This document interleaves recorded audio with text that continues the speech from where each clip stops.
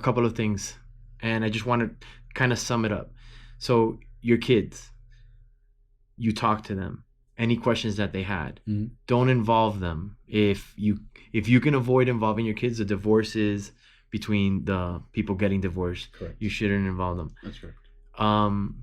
Also the perspective of being a dad and participating with the mom and that dynamic. How would you sum up that process? What advice? Obviously, I always ask this. It's like, if you were talking to the earlier you, what advice would you give him in that context? Like, how would you say it to the earlier you that's about to go through the divorce? How would you say, hey, don't involve the kids. Hey, don't do this, don't do that. What advice would you give? I mean, in that aspect, I that was one of the first things that my father and mother told me too. But it was, I mean, to me, it was common sense to realize that. And I understand not everybody thinks the same. And to them, maybe they, and again, you heated at the moment, the argument might start up. You just gotta, in front of the kids when the kids are there, something could just start because you're dropping off the kids to her, she's dropping off the kids to you. She says something or you say something that rubs the other person the wrong way, and bam, there you go. You're arguing, the kids are there, there's crying going on. That's not good for them. I think you got to be conscious of what's going on at all times, especially when the children are around. And honestly, look, I think we get to a point where, yes, we're angry. Another person could be angry, the other person maybe not so much or whatever, and there's things that need to be said and whatnot. So if I was to go back to my old self, I would have probably told myself basically the same advice kind of that I did follow was try not to argue in front of the kids. And then don't confuse the kids, because there's a lot of people that get divorced and end up hooking up again and doing stuff like that. Not something I did, but it would be something that I would, if I did, I would have gone back to myself and say, hey, you shouldn't have done that, because it sends mixed signals. One, to, of course, the other person. And to the kids, and then there's like some sort of hope you're getting back together because there's nothing more than kids want to both parents to be together. As a divorced person myself, it always felt uncomfortable having another man in the house, or when my dad got remarried, having another woman in the house. It's just uncomfortable. You have to walk with eggshells around, and when you're around your parent and it's just you and your parent, you do whatever you want. You just feel so comfortable yourself. And so, what would I say to myself if I had to go back, especially with the kids' involvement? I would probably tell myself, look, yeah, you're a free man now, and now you're going out and you're single and dating and all this stuff. But I think that should always be a pause. There should always be a pause on that for a bit. What the length of it is, I don't know. I didn't do studies on it or whatever. Maybe a year, maybe 6 months, maybe 2 years. I don't know. I don't know what the time span on that should be.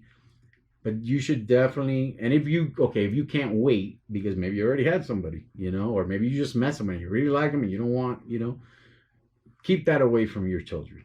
You don't want to introduce some new person to your kids 3 months into a divorce. It just makes the kids uncomfortable. And I believe that the children should never, ever have to feel any discomfort, being uncomfortable, depression, anything that has to do with it, other than the fact that their parents aren't going to be living in the same house together every day. Other than that you can't help. That's unavoidable.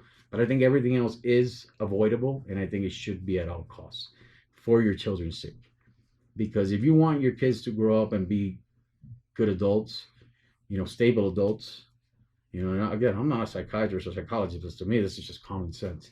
They should not be involved in an environment like that at such a young age because they're not going to understand it. They're not going to be able to filter it like an adult can, and so that would be my advice to myself is just, try to keep the kids in kind of the same structure, even though it's not the same, but somewhat the same structure as they were formerly in. Keep it consistent. Keep it consistent, yeah. Keep it consistent. So they don't have they're already getting disrupted. Oh, so their lives are upside down. So from the moment, I guess let's cap it up. So from the moment that you knew that you were divorced, the first 6 months, which is what this show's about, that's what we're aiming for. How do you talk to somebody? What would you say to educate somebody? It's like, all right, look, it's your the first 6 months. Probably more towards separation, not divorce, because like I said, we were separated, and then 3 years later we actually signed the papers. And again, that meant crap. Yeah. It's just signing All right, papers. separation the first 6 months, coming to you afterwards. Yes. We're gonna start here. This will be the first one for separation. The first 6 months. The first 6 months. What was your question? I was asking you, like, what would you tell somebody? How do you prepare emotionally, physically? What would you do, or how would you share with somebody? Like, I'll take for instance, for me, what I would say to somebody is like what you said: get support, mind, body, and soul. So for me, I took care of those three things when I went through my divorce because my coaches told me, you know, and I say coach, but it was a friend, it was this, it was you, you know, it was an amalgam of different people because, you know, there's so many times that you could share the same story. Well, the most helpful thing for me was talking about it, you know. And when you keep things inside, they build up. Yeah. They build up. They build up. And if you're not releasing, it's just build up, and it's all negative build up, right? So I think to me, it was always just talking about it. You know, I could have had my cousin next to me. I could have been with you, you know, just hanging out, doing whatever. And I'm just, you know, we start talking about it. And I'm trust me, all that stuff is just releasing. You're releasing it. You're releasing it, all the stuff that's going on inside of you. Yeah. Whatever it was, whether I was the guilt or the anger or the anxiety or the unknown, you know, all that, the fear and all that. Speaking about it always made me feel better. To me, don't hold things inside, no matter what it is and no matter how embarrassing it might be. And if you're too embarrassed to tell a friend or a relative, find yourself a therapist. You know, somebody that's not going to judge you. It's just going to be there listening to you. Because at the end of the day, all you need to do is let it out, vent it, let it go, get that stuff out, all that negative energy, all those negative thoughts, all those, you know, feelings of anxiety that you're feeling and the fear and the depression, let it out. And I'm telling you, it's a whole new world. It's a whole new world. It really is. Alex, thank you for being a yes to me and everything that I can remember, you know, since we were little kids. You've always been a yes to me. And for me, this is really important because, you know, divorce the first 6 months for me is therapy, because what I encountered was I didn't know what to do. I had to research that. And what I realized was that, you know, I had to go to the people that got divorced to coach me, to share their stories. But inside of sharing their stories, as you have with us today, we can relate. So for somebody that's about to go through divorce or something like that, and you hear Alex's story, you just made a difference. Yeah, I hope so. I can click on the 3 kids, the demographics, the this, to that. Yeah, you know. Well, I think what people gotta, because you always feel like, oh, I'm the only one going through this. Nobody else is going through what man, everybody's, you know, 51% of the freaking population, right?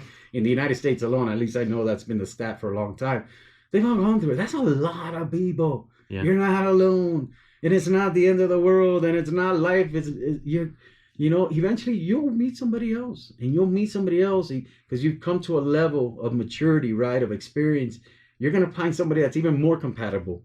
So there's a light at the end of the tunnel. Even if you're not the person asking for the divorce, you could be the person on the other hand. It's not the end of the world for you either. It really isn't. You know, it's a good thing. It really is. I mean, I know it's bad, but it's a good thing because either that person doesn't want to be with you or you don't want to be with that person. So one way or another, it's a good thing because the person that still wants to be with you really doesn't want to be with the person that doesn't want to be with them. You know what I'm saying at the end of the day? So yeah, it's a bad thing. It's a negative thing. It's, you know, it's not something to celebrate about. But it's also an opportunity. But it kind of is. It's an opportunity to grow. It's an opportunity to expand. It is, man. Yeah. It kind of is, because that other person that you were meant to be with, or, you know, is out there. It's hard. Yeah. So don't shut yourself out. Don't lock yourself up. I understand the first 1 or 2 months. I don't tell you go out and start meeting people. You know, give it some time. Like I said at the beginning, especially if there's kids about, give it time.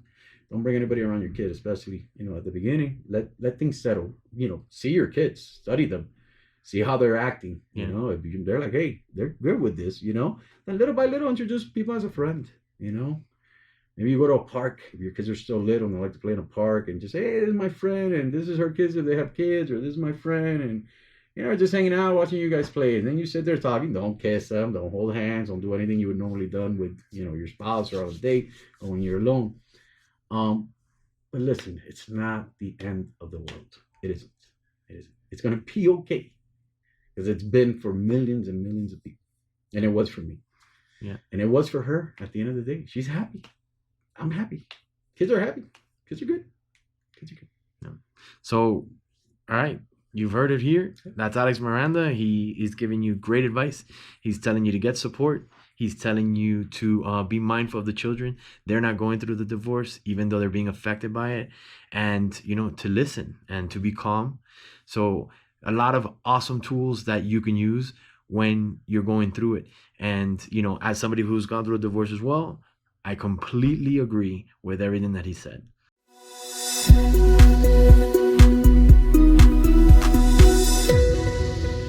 Divorce isn't the end, it's your new beginning. Join Divorce the First 6 Months on Patreon for informative episodes, expert advice, and supportive resources. Visit patreon.com/divorce the first 6. Learn what to expect from the divorce process